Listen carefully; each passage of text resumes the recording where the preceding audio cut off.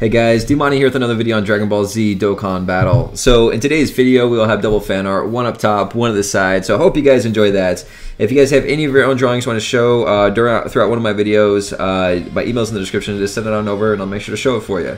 Right now I'm running a little over 10 days. Hopefully that'll speed up soon with all the content coming out. But yeah, World Tournament has me slowed down just a little bit. Okay, so like I said, today's video is all about beginner guides, and so me and the boys in the Discord actually made a compiled list of things that they kind of found out later in the game that they wish they would have known earlier, and so I'm going to go over that right now with you guys. So the first thing we're going to talk about today is orbs. Orbs. So let me go jump into an orb event and let me show you exactly what I'm talking about. I'll be right there. Alright, so the trick, there's a trick to the orbs that a lot of people don't know about, and I discovered this on my Discord by just talking about it. I'm like, man, I'm out of these orbs, and then we started talking, like, then they're like, wait, you can actually choose what orbs you get, and like half of the people, I would say a good 50% of the people did not know exactly how to choose what orbs you receive. So that's why I want to do a quick tutorial video and just like hints like this, and let me explain this portion really quick. So as you can see, there are 3 enemies on the field, okay? 3 enemies on the field. So we got Zarbon. Anybody in any event, any type, whoever is in this position right here, the first enemy on the far left is going to drop small orbs. It's a 100% chance, guaranteed, this guy, Zarbon, is going to drop small orbs when you defeat him. Okay, going further, we got Dodoria. In the middle, same thing, but now we go small. Now we're at medium, so Dodoria will drop medium orbs, and then finally we got Frieza at the end. He has a 100% chance of dropping large orbs. So small, medium, large. A lot of people didn't know that, and it really shocked me. That, like I said, that's why I'm making this video. For me personally, I'm just going to show it off really quick. I do need small orbs. So I am going to actually go after Zarbon because that's the one I need the most. And he will drop small orbs, but there is a random chance he will drop, oh, there's actually a 100% chance he'll drop something else, but the other portion is not controlled. It could be anything. It could be a medium orb, it could be large orb, that one, but he will for certain drop the, why did I bring a god tank? Oh, this is my heroes team. He will for certain drop the small orbs. I'm sorry, I lost my train of thought there. Okay, so the next thing I wanted to talk about is rotation. To be a successful, player in Dokkan, you got to know exactly how to rotate your characters and how to make the game do what you want it to do. This is not something that they actually go through in the tutorial. That's something you just got to pick up by yourself. And you'd be surprised, like the other thing, a lot of people don't know it until too late in the game, where they wish they would have known it a lot sooner. So rotation is very, very easy. You just got to understand it. Okay, so let's just take, for example, for this team right here, we have 2 fusion characters. So I'm like, you know what, these guys link really well together. So I want them to be together throughout this entire fight. Not that this fight's not going to take me more than a second, but I want them to stay together this entire fight. I don't want them split up ever. That these guys work so well. You can do that. You absolutely can do that. The way it works, the first two slots will return in 2 turns.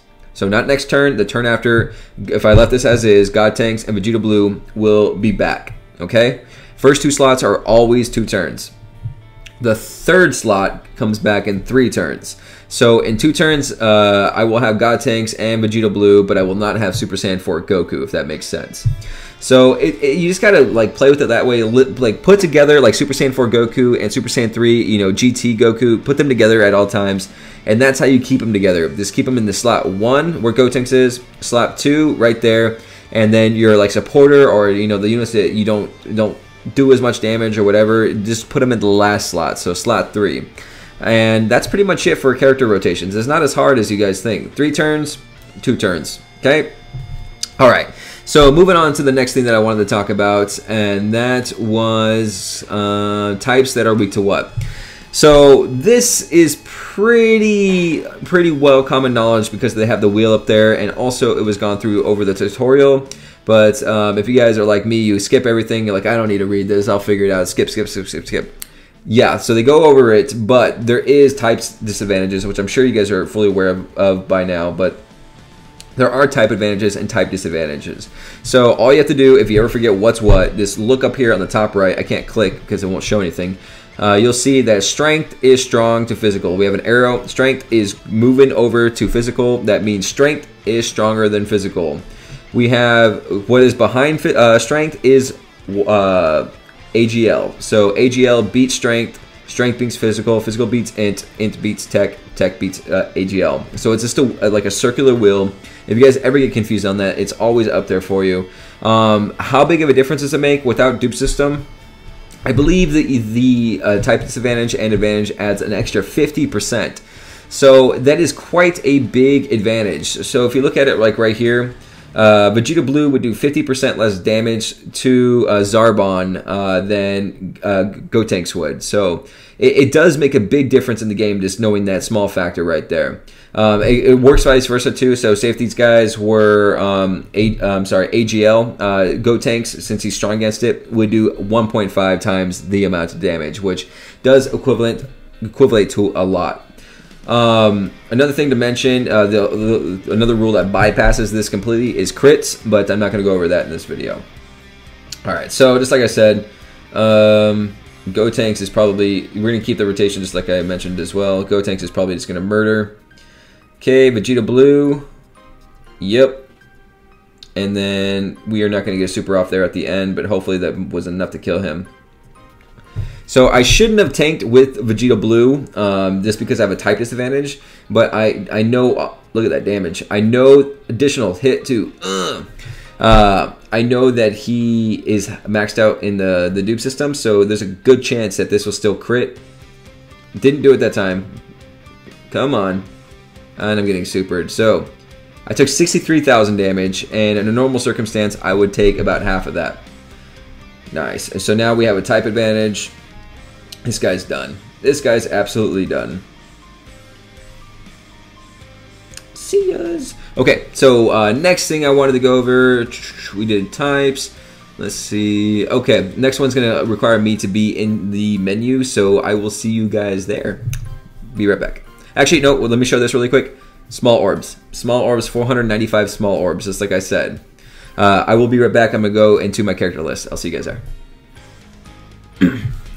Alright, so the next thing I wanted to go over is the damage modifiers for super attack.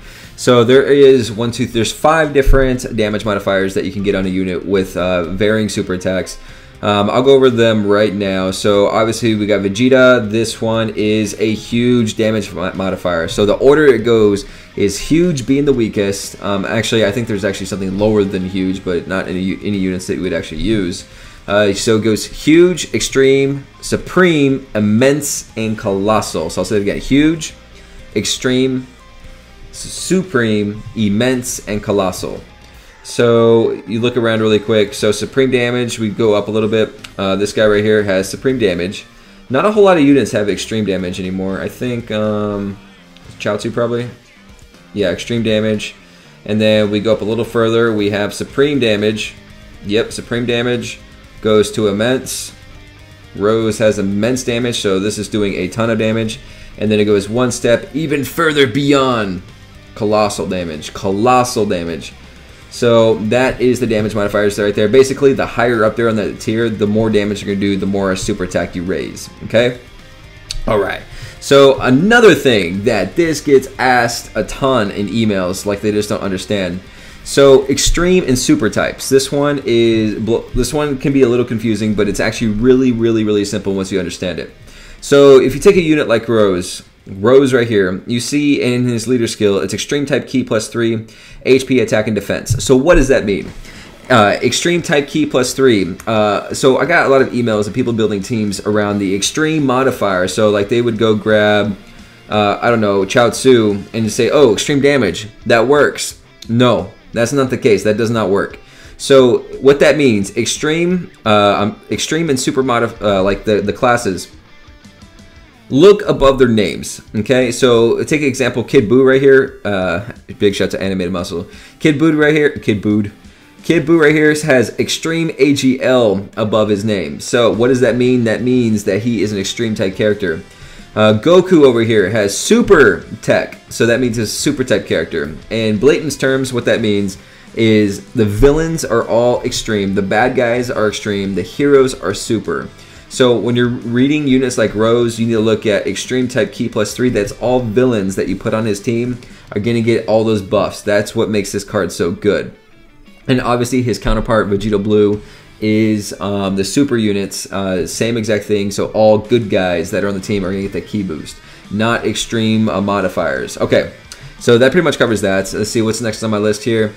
Okay, so this one is actually going to blow some people's minds. I can guarantee. Guarantee. All right, so when you're a little confused on what event is coming next, what event's coming tomorrow, what event is this, Dmonty, when does Gogeta come back, I'm going to show you something here right here that's going to be super helpful to you. So if you get lost, just open up your character list and do this. Okay, you ready?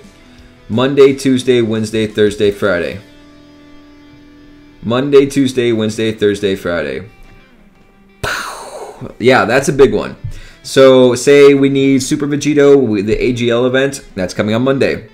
We need Buhan, that's coming on Wednesday. He's an Int type. We need, I don't know, Super Saiyan 3 Vegeta, Thursday. Friday, we got all the physical events, Broly, whatnot.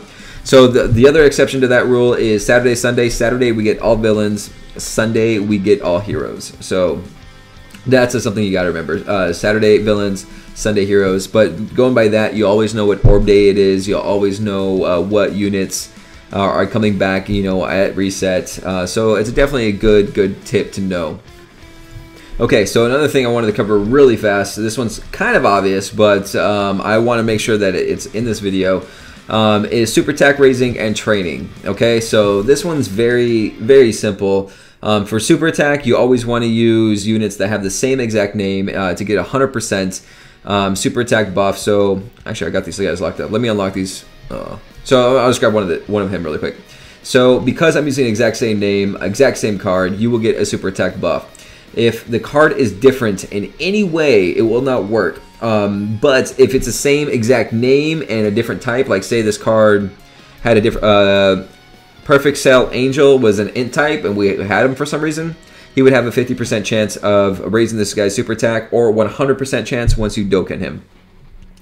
Okay, so another thing I want to talk about really quick is the training items. This one's pretty obvious, but it can easily get missed in the tutorial. Training items, you always want to feed the same type of training item to that unit. So right now we're dealing with an AGL unit. If you look, we throw a Z Sword on there. It's 1.5 million XP. 1.5, I'm sorry. 150,000, my bad, it's not 1.5 million, it's 150,000 XP. So they get a 50% buff when you feed the right training item. So if you look at another item right here, let's say we're going to do a Tech Z-Sword, it's only 100,000. So just by doing the correct items right there, I've been mistaken of doing this a couple times, just not paying attention, but I at least know the rules. Sorry, I thought someone was coming in, I was like, who dat? So anyways, yes, 1 million, and then you see we got 1.5 million. So obviously always try to use the correct items when training that type of unit. One other thing to mention is when you're going heavy on items and you have these guys, use a gravity chamber. These are farmable. We haven't had the event back in a while. It's the History of Trunks, I believe. As soon as that comes back, I would recommend farming 1,000 of these if you can. I'm going to do that myself, but that's completely up to you. All right, one other thing I wanted to go over, and that requires me hopping into a event. I will be right back. Okay, so this one it took a little bit, you know, just a little bit of playing to figure out, but so there are 3 different types of capsules. Obviously, there's training items, there's support items, and there's awakening medals. You know, the blue ones are going to be your support items. The purple/pink ones are always going to be your awakening medals, and the red ones will always be your training items. So that's pretty obvious, but in case you missed that, there's that. But something that's kind of weird in the game, there's also different colors on the field, right? So you do have your normal colors, which I don't even see in the normal on the field. That's just like a pure white. Then you have a silver, a bronze, and a gold, okay? So Dokkan does something completely stupid and reversed. For, you know, like usually it goes bronze, silver, gold in the rank of like what kind of tier it is. Dokkan does that a little backwards. So it goes silver, bronze, and then gold. So bronze is going to be the second best, gold is going to be the best, silver is going to be third best. So silver, bronze, gold, if that makes sense, okay? So when it comes to training items, I usually don't worry about those as much. But when it comes to awakening medals, that makes a big, big, big difference. So always look for the awakening medals to get probably either silver or gold. I'm sorry, bronze or gold whenever you can. The silver is kind of a lesser of the two. But yeah, that's completely it. So let me see what Master Roshi gives me here. All right, I'm going to do this really quick, and then I will hop into the end and say my goodbyes. So I'll be right back. All right, guys, that's pretty much going to sum up the video. Like I said, this video is more for beginners and not for the expert players. So I do apologize if I wasted your time. That was not my intentions. I was just trying to help some people out. There's a lot of common problems that, you know, like a lot of people don't know about the game that are just trying to jump into it. You know, just trying to help a brother out. So anyways, I hope you guys enjoyed this video. If you enjoyed the fan art in this video, make sure to give the video a thumbs up. If you're new here, consider subscribing, and I'll catch you guys on the next one. Later.